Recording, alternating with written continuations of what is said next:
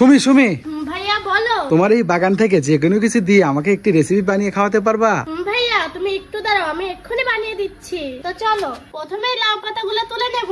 লাউ পাতা কেন তুলবা সুমি? তুমি বুঝবা না ভাইয়া আমি কি রেসিপি বানাবো, তো ধৈর্য ধরে একটু দেখতে থাকো। ঠিক আছে, দেখি সুমি তুমি আমাকে কি রেসিপি বানিয়ে খাওয়াও। ঠিক আছে ভাইয়া।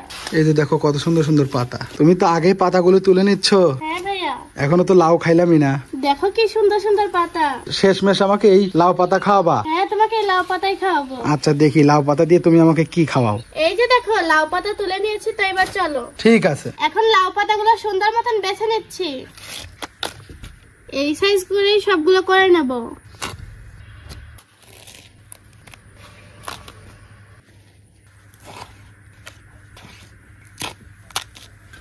এবার লাউ পাতাগুলো ধুয়ে নেব।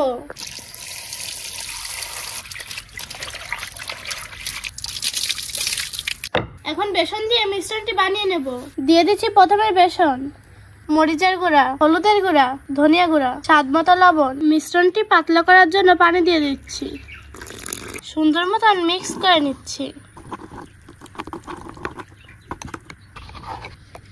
মিশ্রণটি বানিয়ে নিয়েছি, তো এবার চলো শুরু করা যাক আসল খেলা। চুলাটা দিচ্ছি জ্বালিয়ে, দিয়ে দিচ্ছি তেল। তেলটা গরম হতে হতে আমি বেসনের সাথে লাউ পাতাগুলো মাখিয়ে নিচ্ছি।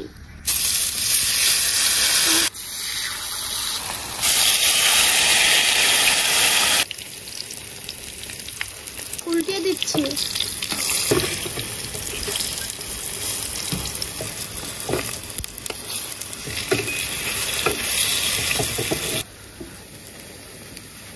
ভালো মতন করে ভেজে নিয়েছি, তো এবার লাউ পাতাগুলো তুলে নেব।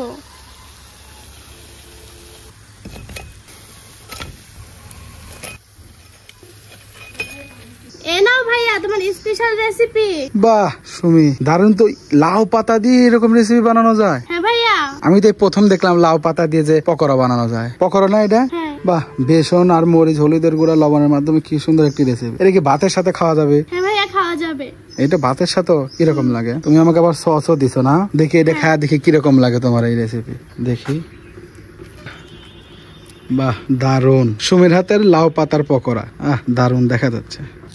সেই মজা তো সুমি, এর জন্যই তো তোমাকে বানিয়ে দিলাম। যারা সুমির মতো লাউ পাতার পকোড়া খেতে চান তারা সুমির এই ভিডিওটা দেখে শিখে নেবেন। তো বন্ধুরা আজকের মতো এই পর্যন্তই। সবাই ভালো থাকবেন, সুস্থ থাকবেন। আল্লাহ হাফেজ। টাটা।